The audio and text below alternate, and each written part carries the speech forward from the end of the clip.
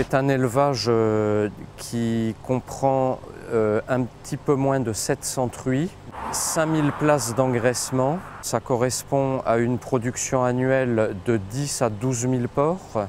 Pour une place d'engraissement, on produit 2 porcs par an. Ici, on a 12 groupes de truies en liberté, répartis dans 3 salles. Nous, on a fait le choix de mettre les animaux en grands groupes, un groupe de 40 avec des automates pour nourrir les truies de façon individuelle. La truie, elle est rentrée, la porte s'est fermée, elle a été identifiée, ça va lui donner sa quantité d'aliments. Mais on a pu le faire parce qu'on a un grand élevage et des grands groupes. Les petits élevages, ce genre d'installation coûtait trop cher, donc ils sont souvent partis sur des petits groupes de 5-6 animaux.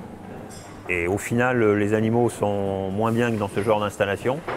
Et au final, c'est une installation qui leur a quand même coûté plus cher que ce genre d'installation.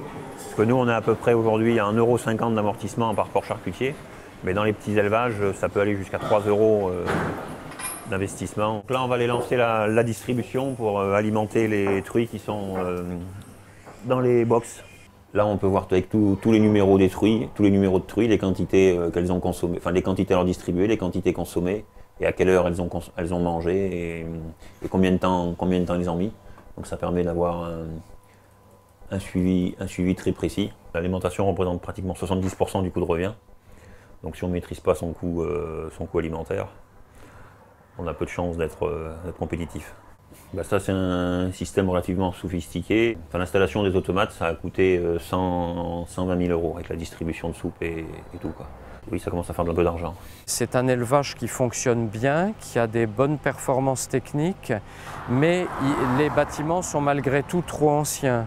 Et si nous voulons être performants à l'avenir, continuer à être là dans 10 ans, ne pas avoir disparu, il faut absolument que nous fassions des efforts de rénovation, d'investissement. Aujourd'hui, il est très important d'avoir des bâtiments dans lesquels il n'y a pas de gaspillage énergétique. On est dans une salle avec des porcelets qui viennent d'être séparés de leur mère, donc il leur faut une certaine température.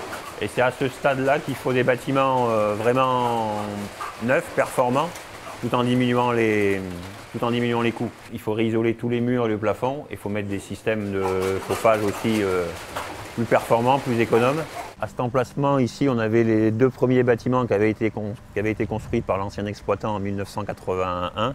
C'est des bâtiments qui étaient arrivés vétustes, qui n'étaient plus exploitables. Donc là, on a fait le choix de les raser, de les détruire. Et c'est ici qu'on souhaiterait réimplanter un nouveau bâtiment moderne. On construirait un bâtiment de 3000 places qui ferait qu'on passerait de 5000 places d'engraissement à 8000 places d'engraissement sur le site, qui nous permettrait d'engraisser la totalité de nos animaux nés sur le site.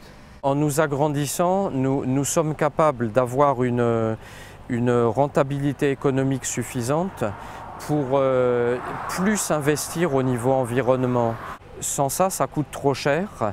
Et ça coûte tellement cher que les petits élevages disparaissent les uns après les autres.